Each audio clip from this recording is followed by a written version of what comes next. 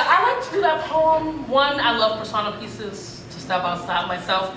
And also, it's my way of talking about microaggressions, you know, that happen like all the time. And I think about, you know, doctors or scientists, whomever, they say that there's like 3 immediate responses to violence, right? And that's how I think of microaggressions as like mini acts of violence, that you either freeze, fight, or flight, right?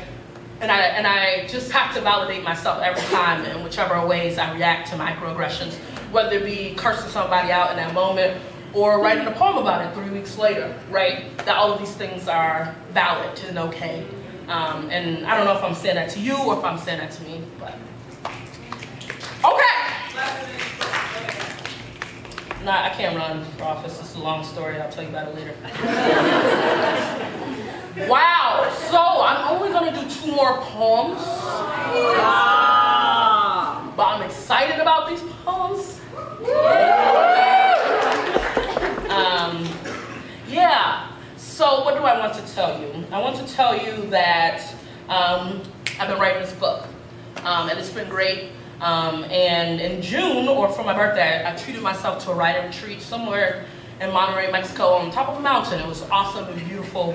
And I spent a lot of time singing and just like thinking and like being in it. And I started this poem. I spent like 5 hours just like looking up the U.S. Census and like historical U.S. Census from 1850 in particular. Just thinking about my family lineage and like trying to see what plantation we came from.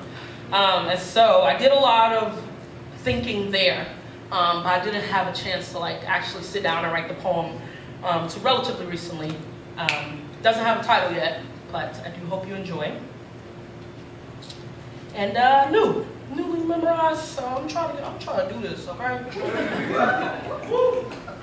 Go ahead. I'm like literally thinking of the first word. Don't judge me. I got it. After the Civil War, many recently freed slaves took a last name like Freedmen or Freeman.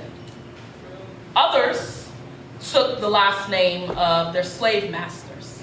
Some because they had to swiftly give a name to their newly acquired citizenship. Others with the hopes that they may be reunited with family who have been sold or separated during the institution of slavery. My mother's maiden name is Beatty, spelled B-A-T-T-I-E. Her family is from Mississippi. My grandmother's name is Bessie Beatty.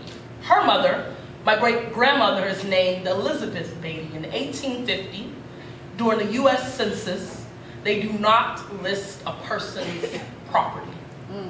Just the names of slave owners and the count of the slaves in Mississippi. There was a woman by the name of Elizabeth Beatty, spelled B-E-A-T-Y, who owned over 50 slaves. And I wonder if this is the cotton plantation my family roots grew from. I wonder if this is the name my ancestors placed aside their papers and fled the plantation with. Is there a magnolia tree down in Panola, Mississippi that has all of my family's blood? Williams is the most common last name for black folks. John Williams of the Louisiana plantation owned over 218 black people. After Williams, there's Johnson, then Smith, Jones, Brown, Jackson.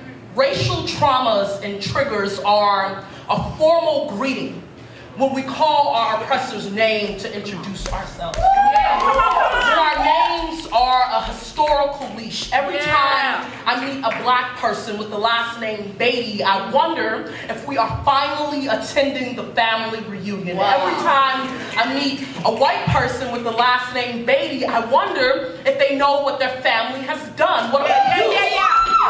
allowed them their breath. What a privilege to know which end of the whipping whip has your name on it, to know exactly what your name is attached to have a name embroidered on the bedroom door instead of the quarters. What a privilege. On the job application, at the bank, at the airport, in the emergency room. And people wonder about black names, why the names aren't shorter, why the runaway syllables aren't easier to catch, why our names chime like music when they traverse between lobes, about why we name our children after cars, after movement, after freedom, about why black names are always spelled with distinction, while black names always have a flair. It's because countries who declare independence get to name themselves, because niggas will always know reclamation. And when our names do not have your lineage, when our names are not what you expect, then what did you expect? For us to introduce ourselves, still running. For us to shake hands, still dripping the blood you drew.